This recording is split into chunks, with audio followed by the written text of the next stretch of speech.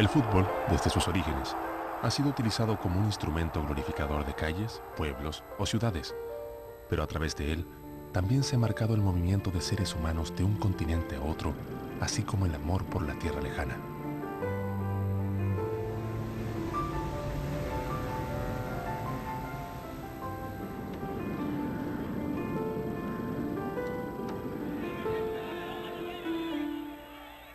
En España en el siglo XIX hubo 3 guerras civiles que se llamaban las guerras carlistas y habían tenido ya a comienzos de siglo la invasión de los franceses con Napoleón.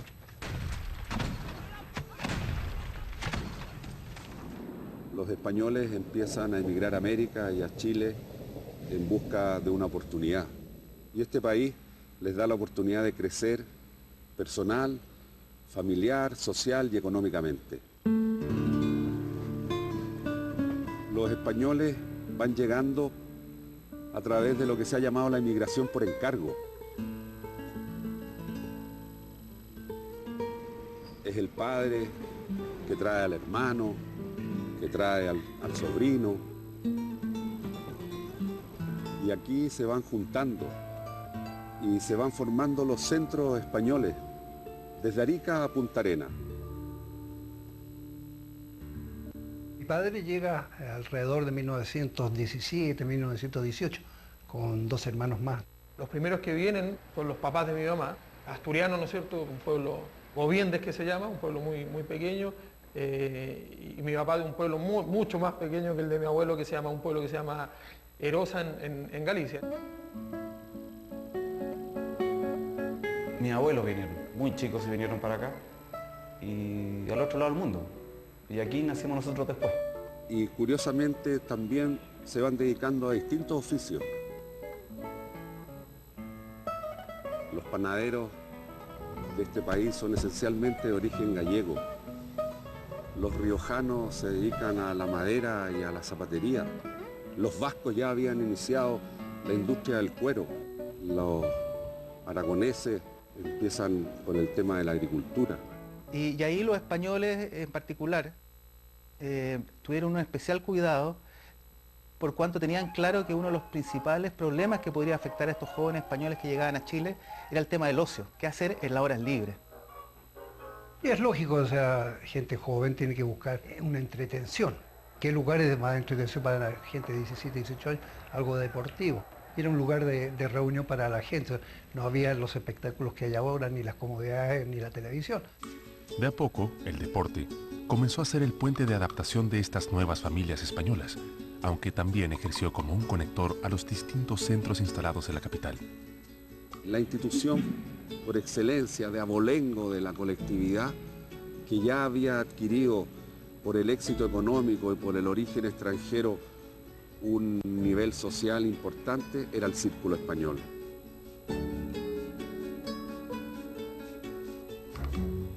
El Círculo Español empieza a ser también madre de muchas instituciones. Empiezan a surgir las bombas España de la mano del Círculo Español.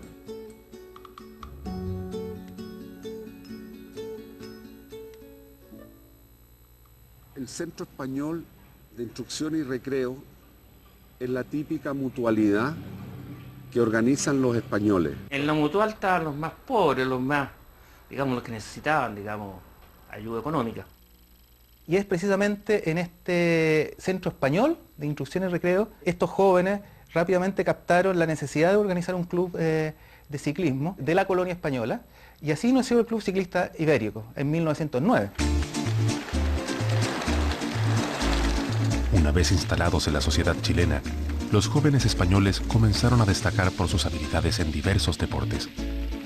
Entonces, una invitación a jugar un amistoso de fútbol en Concepción el Día de la Raza de 1918 fue crucial en la fundación del Ibérico Balompié. Un grupo aproximadamente de 30 jóvenes españoles, la mayoría de los cuales había viajado a Concepción, deciden organizar un club y constituyeron lo que llamaron el Ibérico Balompié. Es el primer club de fútbol de la colectividad española en Santiago de Chile. Y empezó solo con ganas. Y deciden afiliarse a la Asociación Santiago y se incorporan a las competencias que organizaba esta asociación. Entonces llegan al primer partido y juegan con Morning Star, que ya lleva años, y les mete un 5-0. La verdad es que parece, por lo que he leído, fue bastante deprimente para ellos. Fue un golpe muy fuerte y no se atreven a seguir compitiendo en el torneo, así que se retiran. Al poco andar, los jóvenes españoles del Ibérico Balompié chocaron con la realidad económica de sustentar un club sin apoyo de la colonia. Ahí la irrupción de un visionario aristócrata logroñés será fundamental en el desarrollo de la institución. Rosendo Santiago, que era un riojano, nacido en Logroño, llegó a Chile a principios de la década del siglo XX y rápidamente se incorporó a las filas de la colectividad española. A través de él ya no se trataba de un grupo de jóvenes que jugaban fútbol, sino que se empezó a reconocer dentro de la colonia como el equipo representativo de la colectividad española de Santiago. Y lo pone como un aspecto fundamental del desarrollo de este club. Todo el deporte español en Santiago, que estaba disperso, bueno, estaba el Club Ciclístico Ibérico, el Ibérico Balompié, y había otras pequeñas agrupaciones de carácter deportivo, se integraran en un solo club. Y finalmente en 1923, que es más o menos la misma época, un poquito antes de que se compra el Santa Laura, el Club Ciclístico Ibérico y el Club Ibérico Balompié se fusionan con otras organizaciones pequeñas y fundan lo que se llama la Unión Deportiva Española. Una vez dado el primer paso, la colonia ruega por un recinto propio que permita de mejor forma la reunión social y la práctica deportiva. Esa gran obra estaba por venir. Absalón Valencia es un reputado y conocido hombre público, prácticamente era dueño de casi todo un paño sumamente grande, y dentro de eso compra a María Luisa Montó, que legalmente tenía la propiedad de los terrenos en un periodo de cercano a 10 años y en cuotas. Y al año siguiente ya van a estar construyendo el Estadio Santa Laura. No era muy poco lógico que se hiciera rápidamente, porque tenemos que recordar de que las ferreterías, ¿cierto?, los dueños de las maderas, de las barracas eran españoles. E incluso los mismos jugadores participaron en la obra de la construcción del estadio. El avance económico de la Unión Deportiva Española necesitaba ahora acompañarse del éxito deportivo. Entonces, la migración familiar marca el arribo del héroe futbolístico de la era amateur de la Unión Deportiva Española, Juan Legarreta. Su hermano había llegado acá, pero él había tenido una trayectoria exitosísima en España, defendiendo el Real Irún. Con él, este club, y era el capitán también de este club, llegó a la final de la Copa España, que tenía otro nombre, en 1918, y gana esta competencia, que era la más importante de España, al Real Madrid, cuyo capitán era Santiago Bernabéu. Llega este futbolista que a los 22 años dice: ya, yo voy a colgar los botines, no me interesa más jugar. Y lo vienen a recibir, ¿cierto?, a la estación Mapocho, según cuenta él, y lo reciben tan cálidamente los españoles, que además saben su pasado, digamos, futbolístico, y le dicen: bueno, yo voy a jugar fútbol. Por ahí le consiguen unos zapatos de fútbol, lo invitan a jugar unas pichangas, quedan maravillados con la técnica de Legarreta. Primero, era un gran cabeceador, era un tipo técnico, y era un tipo que tenía una visión de campo distinta, de organización, y se le conoce, de hecho se le conocía como, le ponían el científico, y de una u otra manera trae como el fútbol moderno. Con su llegada, el primer año que juega, salen campeones invictos. Salió campeón el 20, subcampeón el 23, campeón el 24 y campeón el 25. Si no fue campeón el 26 y el 28 fue porque los campeonatos no llegaron a su término por problemas organizativos. Marcó un hito dentro de Unión Española, o sea, como jugador, después de que dejó de jugar, fue entrenador de Unión Española, y seguramente no cobró un peso, eso creo que lo podría apostar. Después fue director de Unión Española. En todas las instituciones hispánicas ha estado señor Legarreta. Entonces, detrás de la figura de Legarreta no solamente está el fútbol, detrás de la figura de Legarreta está la honorabilidad, la prestancia y de alguna manera la figura de lo que es la colonia española, o lo que los españoles querían darse a conocer, digamos, para los chilenos. En 1933, ya con una tradición de triunfos, la Unión Deportiva Española participó de la creación de la Liga Profesional. Un año más tarde, nace la hoy conocida Unión Española, luego de acometer la última fusión con el viejo Centro Español de Instrucción y Recreo, alma mater del ciclista ibérico y el Ibérico Balompié. Paralelamente seguía el Centro Español de Instrucción y Recreo, sin embargo fue perdiendo socios, porque a veces no daba la situación para estar pagando cuotas en ambos clubes. Entonces, de alguna manera, la Unión Española, sin hacerlo en forma premeditada, fue absorbiendo muchos socios del Centro Español. Y la Unión Española pasa a tener una tremenda sede en Huérfano. La Unión Española también mantiene de alguna manera el aspecto social que de alguna manera todavía mantenía el Centro Español. Una de las características que llamaba la atención a los reporteros o cronistas de la época era la cantidad de mujeres que asistían a los partidos de la Unión Deportiva Española. Bueno, ahí estaban sus primos, sus tíos, sus hermanos. Probablemente de ahí viene el origen de esta concepción familiar que tiene Santa Laura y que le da de alguna manera una impronta distinta a otros estadios. La Unión Española podríamos decir que en prácticamente una década, no más que una década, desde que se funda el estadio, ¿cierto?, el año 23 hasta, digamos, el año 33, incluso hasta un poco antes, va a desarrollar como una expansión en 10 años de prácticamente 7 deportes. Había una cancha número 2, había un velódromo, estaban las bochas, estaba el frontón, estaba el tenis, estaba la piscina que se hacía waterpolo. Aquí estaba la bolera asturiana. Aquí se celebraba el Día de la Raza, como se llamaba en esa época, hoy Día Nacional de España. Algunos relatos de vecinos nos cuentan, por ejemplo, de que el Día de la Raza se abría a la comunidad, a la gente del barrio, y la gente del barrio iba y observaba lo que ocurría dentro de este, comillas, estadio español, ¿cierto?, antiguo. Lamentablemente, al año de vida, Unión Española debió lidiar con la guerra civil en la madre patria. Conflicto que golpeó más de lo esperado al club ubicado al otro lado del mundo.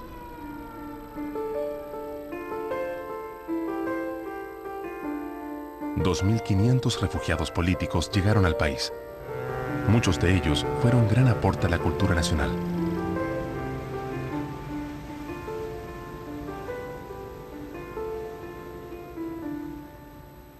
Aunque Unión Española era apolítica, dentro de sí era apolítica, había gente que estaba a favor y gente que estaba en contra, como en todas partes. Pero el público chileno no lo entendía. Entonces era muy... El equipo de fútbol salía a jugar a la cancha y tenía todo el estadio en contra. Unión tenía un muy buen equipo. Y a raíz de esto, de la guerra, se disolvió prácticamente. Al goleador del campeonato se fue a Colo-Colo, señor Domínguez. Tony Herrera, que yo recuerde así, se fueron a la Católica. Unión Española no desapareció, o sea, desaparecimos de la competencia oficial, pero Unión Española siguió trabajando en sus series menores. Efectivamente, la Unión fue formando cuadros infantiles y juveniles muy poderosos que ganaban gran parte de los torneos infantiles y juveniles. Con la gran suerte, o el ojo, de que saca una gran generación que sale, la Unión termina en el año 39, desaparece, 40 empieza a funcionar, 41 sale en último y en 43 salen campeones. No solamente juveniles, o sea, todos formados en casa, salvo 2 jugadores que venían de fuera. En 1951, 2 veteranos del título de 1943, Hernán Fernández y Atilio Kremaski, guiaron a Unión Española a su segunda estrella profesional. El arquero y el goleador se convirtieron en leyenda dentro del club. En ese equipo de la Unión Española del 51 todos eran buenos. Jugaba de buen izquierdo Pedro Hugo López, seleccionado chileno. Atilio Kremaski, seleccionado chileno. Mario Lorca, seleccionado chileno. El que habla de Inter derecho, y Claudio Río, el otro que era jovencito, tan igual que yo. Y en el medio campo, Carlos Rodolfo Rojas, que fue un centro half de extraordinaria calidad. Jugaba Ibáñez, el panadero le decíamos nosotros. Y atrás jugaba el arquero Hernán Fernández, el Perro Azares, Isaac Fernández y Valentín Beperet. A pesar de obtener su segundo título, Unión Española pierde el rumbo de éxitos marcado por su antecesora en la era amateur. La deuda será pagada más de 20 años después.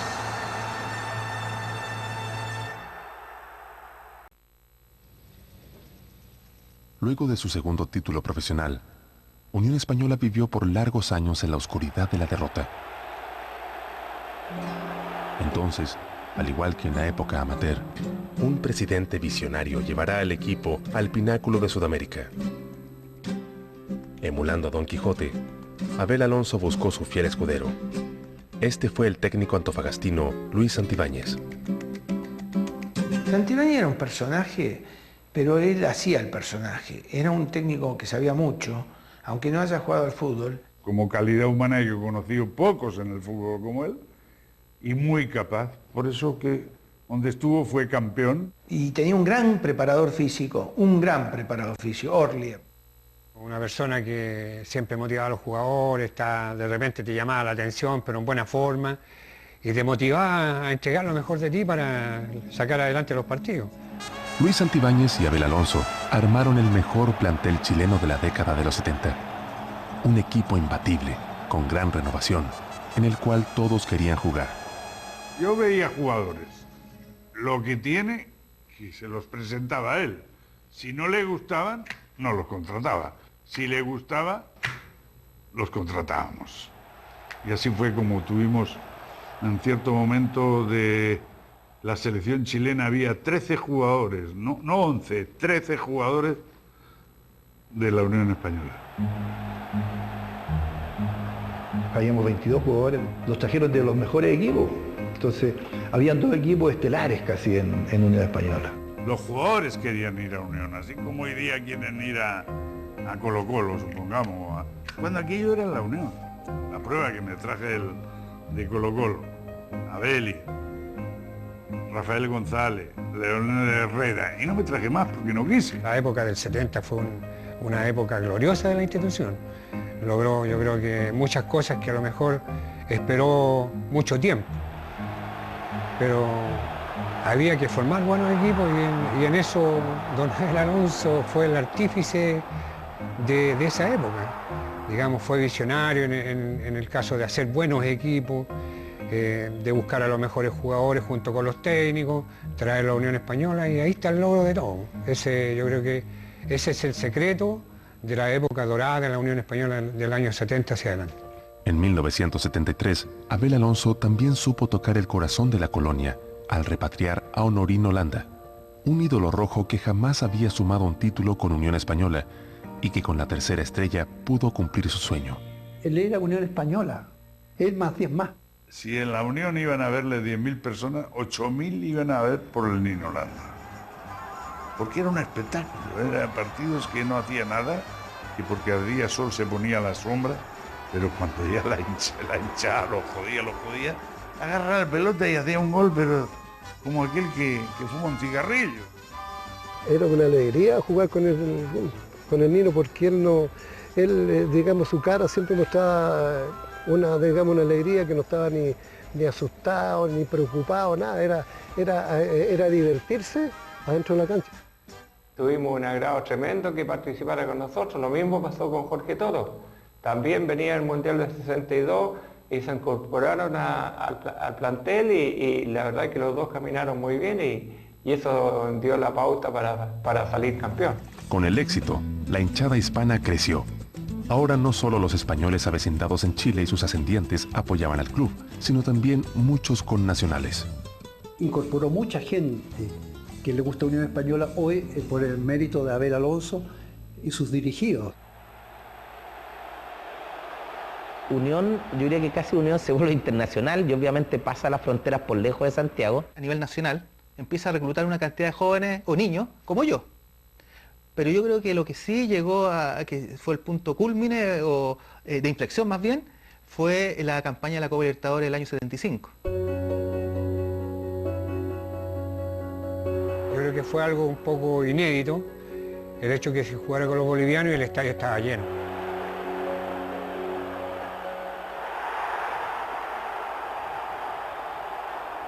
Jugamos con Stronger en La Paz, en Bolivia, y la verdad que faltando 1 minuto, 2 minutos, le atajé un penal a un centro delantero que era argentino, que jugaba en Stronger. Y Unión pasó la etapa y después nos tocó jugar con Universitario Lima. También Unión empató allá y aquí ganó. Y luego terminamos la final con Independiente. Fueron partidos muy bravos, a estadio lleno. Yo me acuerdo de un amigo mío que ya falleció, y me decía, he cumplido el sueño de mi vida, a ver. Siempre soñé ver el Estadio Nacional gritando Unión, Unión, Unión, Unión, Unión. Yo recuerdo el partido ese, tengo hasta la visión casi en blanco y negro, como la tele en esa época. Hubo Pavoni, el Chivo Pavoni, jugaba Bertoni, Bocchini, Percy Roja. En el Estadio Nacional yo me ponía debajo del marcador, de 2 asientos, 5 asientos más abajo, y ahí en ese arco hizo el gol el negro Humada.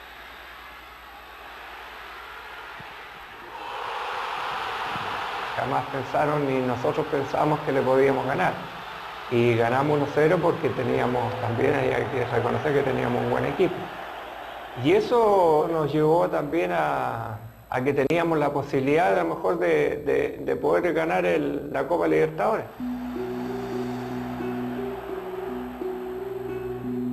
El segundo partido lo jugamos en la Avellaneda. Pidieron un bus para que nos fuera a buscar a tal hora como se hace normalmente para llegar al estadio y el bus no apareció nunca. Llegamos al estadio en taxis. 3, 4 jugadores en un lado, 3 en otro, utilero. Poquito antes de comenzar el partido, vestirnos, no alcanzar a hacer el calentamiento previo en forma correcta y de ahí a la cancha. La verdad que fue bastante desagradable para todo el plantel estar tan apurado para jugar un partido y prácticamente una final. Salieron a la cancha y estaban tan fríos que a Vallejos le hicieron el gol de su vida. No sé si fueron 4 minutos.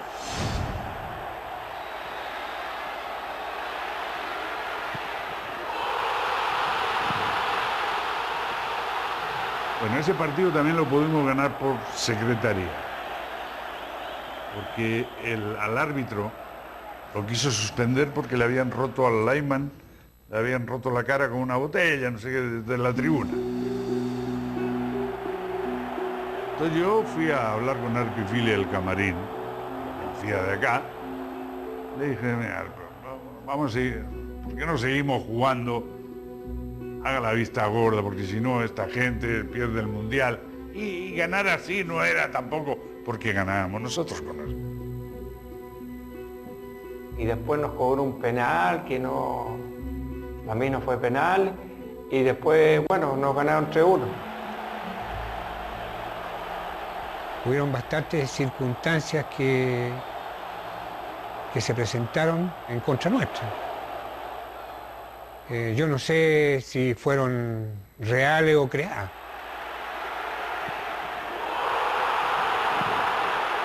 Asunción fue el escenario neutral elegido para el tercer partido. La nueva hinchada de los Rojos de Santa Laura seguía ilusionada, pero el sueño tuvo un desenlace inesperado. Paraguay jugó bastante bien Unión. Yo creo que en el juego merecimos más que Independiente.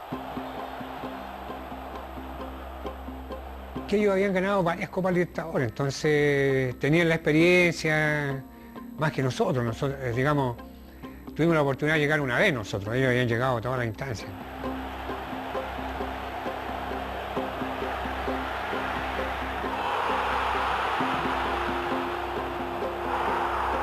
Con el arbitraje que había pasado en Argentina, llegamos a Paraguay, la verdad que no muy correctamente, con ganas de jugar ese partido. En ese momento, digo, rabia y potencia, es que nos saquearon, que tuvimos mala suerte, pero Independiente era un gran equipo, o sea, mirándolo a la distancia era muy bueno. Una vez terminada la quimera de la Copa Libertadores, la dolida y crecida familia de Unión Española se concentró en la definición del torneo de 1975. El roce internacional del equipo marcó diferencia.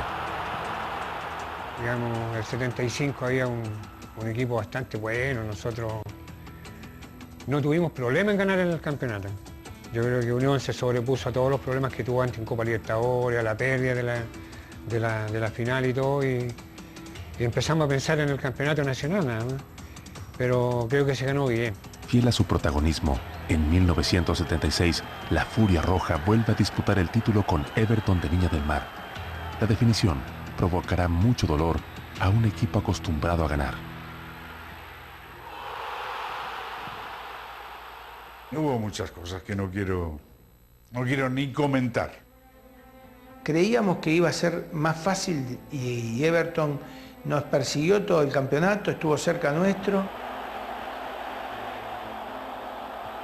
Lamentablemente perdimos un campeonato que para nosotros, yo lo sentí muchísimo. Tengo el recuerdo, ¿no es cierto?, de haberme ido cuando hace el gol Mario Salinas, ¿no es cierto?, de tiro libre en el arco norte del Nacional. Tengo ese recuerdo, imagínate, con 7 años tener el recuerdo.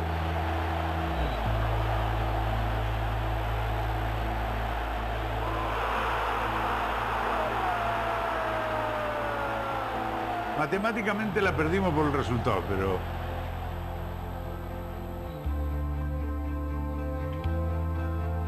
espiritualmente, si le puedes decir así, la ganamos. Yo creo que el equipo del 76 me parece que era superior al del 77. Y habíamos perdido un campeonato que no se nos había dado.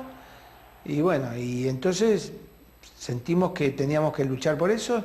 Y bueno, si bien no fuimos muy brillantes, yo creo que el campeonato lo ganamos bien.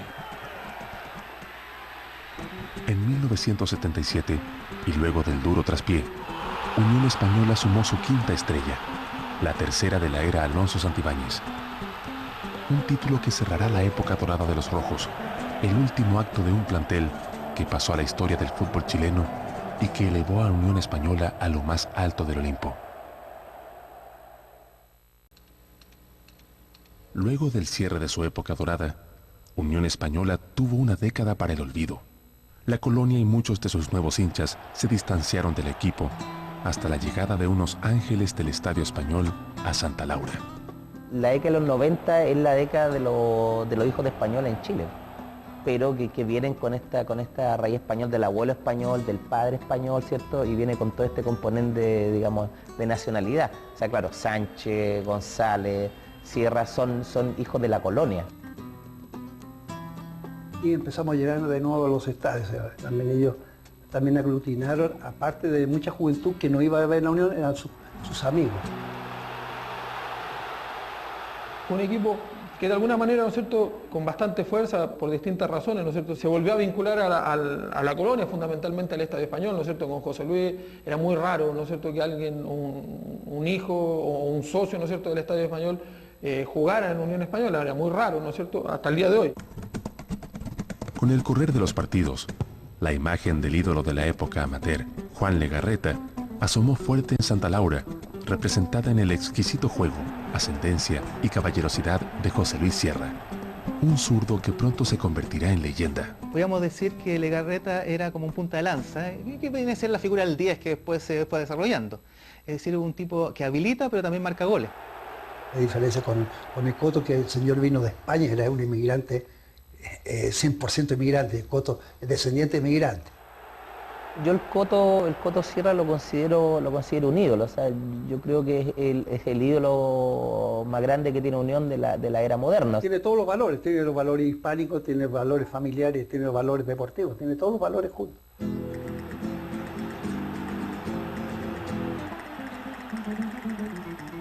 Mi sueño fue desde niño algún día poder jugar en Santa Laura por Unión. Coincidentemente, la carrera futbolística de José Luis Sierra y su paso por Santa Laura marcan los mejores años del club en el adiós del siglo XX, sumando una Copa de Invierno, 2 títulos de Copa Chile y un paso a cuartos de final de la Copa Libertadores. Mira, nosotros cuando arrancamos en el 92, estábamos jugando Copa Chile y ningún hincha de Unión tenía los cálculos de salir campeón con Unión, y menos con los finalistas que teníamos. Y salimos campeones y, pucha, después aparecían hinchas de por todos lados. Uno se va entusiasmando, o sea, al final, ¿será cierto que Unión puede salir campeón o no? Porque uno de repente como que empieza a dudar, empieza a recordar para atrás épocas malas. Entonces teníamos muy buenos jugadores, y estaban totalmente convencidos de Sierra, el Sánchez, el Toby Vega, Mario Luca. Nos tocaba la semifinal con la U. Colo-Colo me parece que jugaba con el Cobreloa. Y el presidente de la U estaba preparando una final con Colo-Colo. Me acuerdo que le ganamos Un baile fue ese día terrible. Y jugamos la final con Colo-Colo.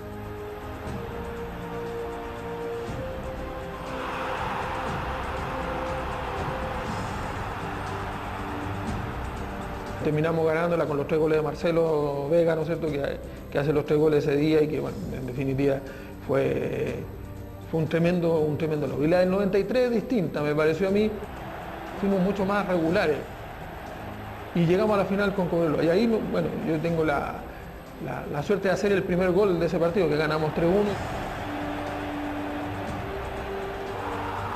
Pero a los dos yo les tengo un tremendo cariño, o sea, fueron mis primeros, entre comillas, títulos, más allá de la Copa de Invierno, ¿no es cierto?, mis primeros títulos, además, ¿no es cierto?, con todo lo que significaba. Luego del descenso y posterior ascenso de Unión Española, José Luis Sierra retornó al Fortín Rojo para hacer historia.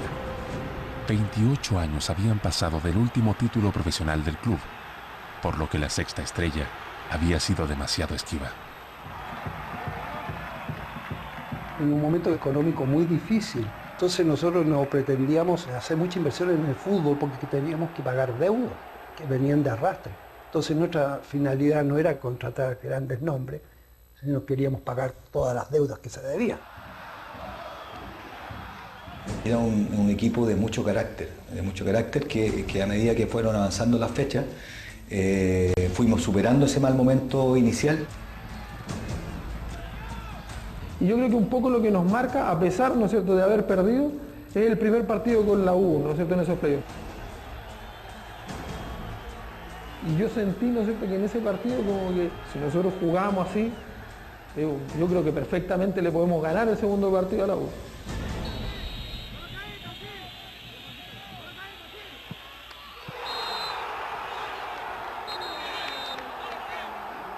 Y bueno, sucedió, pasamos, ¿no es cierto?, a la U por penales, después nos tocó Católica, empatamos los 2 partidos, pasamos por penales y llegamos a la final con Coquimbo. Y cuando estábamos en la final con Coquimbo, o sea, ya la ilusión, por lo menos mía, ¿no es cierto?, era esta sí que no se me puede escapar.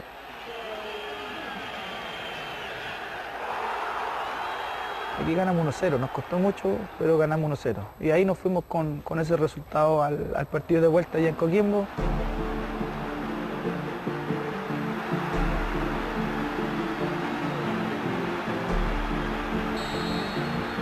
Empezamos perdiendo, empata Manolo, ¿no es cierto?, que hace el 1-1.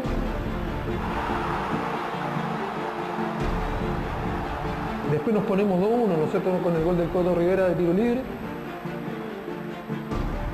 Nos empatan también al final y faltando muy poco, que también es parte de la historia de la Unión Española, de gozar más cuando ya queda muy poco, un pase largo de Sierra justamente, que le hacen esperar a Rizzo y el Coto lo transforma.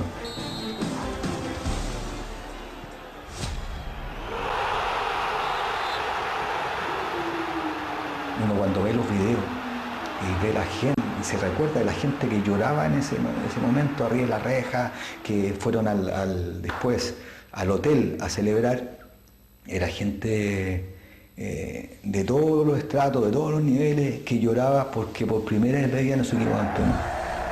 Felices por conseguir una estrella tan anhelada, porque Unión desde el año 77, que fue su último título, no llegamos a esta instancia. Un grupo homogéneo, en que se compenetraron y se ayudaron todos, unos a otros. Entonces el esfuerzo se le puede decir que fue de ellos. Terminada la presidencia de Salvador Calera y al cumplir su sueño de ser campeón del torneo nacional, el último ídolo hispano preparó su retiro. El Coto, entonces, recibió el apoyo de Jorge Segovia, nuevo propietario del club y líder del grupo educativo SEC, para encabezar desde la cancha la consolidación deportiva e institucional de Unión Española. Don Jorge Segovia, en primer lugar, fueron muchas las medidas que tomó, nivelar las arcas de Unión Española. Y vio en José Luis Sierra, yo creo, una gran persona. Y a su vez, como venía con el éxito como futbolista, decidió incorporarlo en primer lugar al directorio de Unión Española y a la vez le pide que se haga responsable de todo el fútbol joven. Este nuevo grupo directivo que llegó al club invitado por Salvador Calera tendrá su primer revés en la final del Clausura 2012. La verdad que como se fue dando, las llaves que fuimos pasando, que fue primero la U, Colo-Colo, el último partido con Huachipato que partimos perdiendo y nos dimos vuelta ganando 3-1, la verdad que nos sentíamos confiados en que podíamos lograr un título para el club.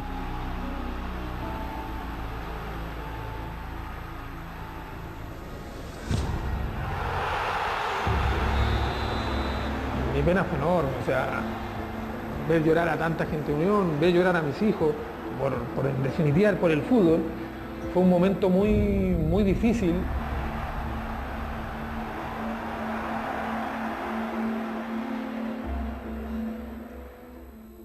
Y yo todavía no le encuentro una explicación a lo que pasó.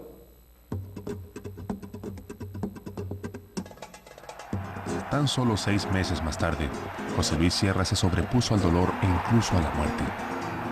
Emulando al Cid campeador, le regaló a España, a la corona y a sus ancestros la 7ª estrella, una proeza más grande que su sueño original.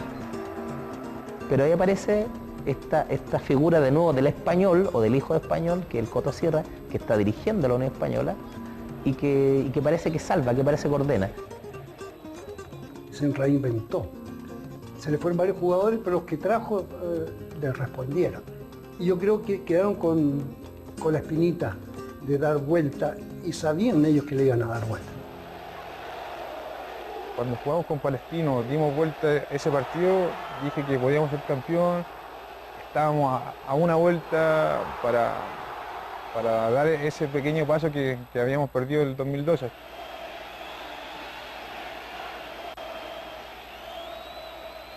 Yo sentía, ¿no es cierto?, lo mismo que sentí el día de Coquimbo, que esta posibilidad, ¿no es cierto?, no se nos podía escapar.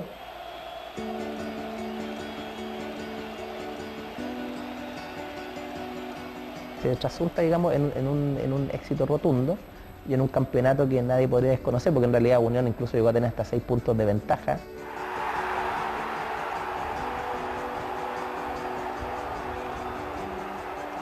La primera vez que Unión salía campeón en Santiago y en Santa Laura.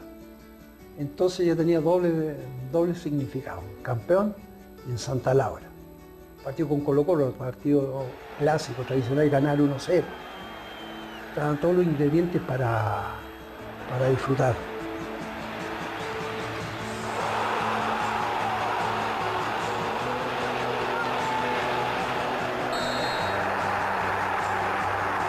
Y cada uno baja a la cancha y el Coto se acerca y me abraza, a mí y a otro director, y se pone a llorar. En el hombro, dice, lo logramos.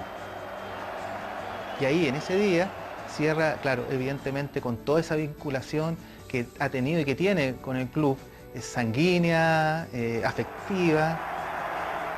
Se puede decir que ahí, en la banca, estaba Juan Legarreta, ahí en el campo, estaba Félix Cantín en la tribuna, estaban Evaristo Santos, tanto Rosendo Santiago ahí, disfrutando hombres que no pudieron ver a la Unión Española campeón de Chile. A 100 años de la gran migración hispánica al país, el éxito de Unión Española y de sus ascendientes directos reflejan el trabajo y esfuerzo de aquellos primeros valientes que viajaron de Europa en condiciones precarias y que añoraron por siempre su tierra lejana.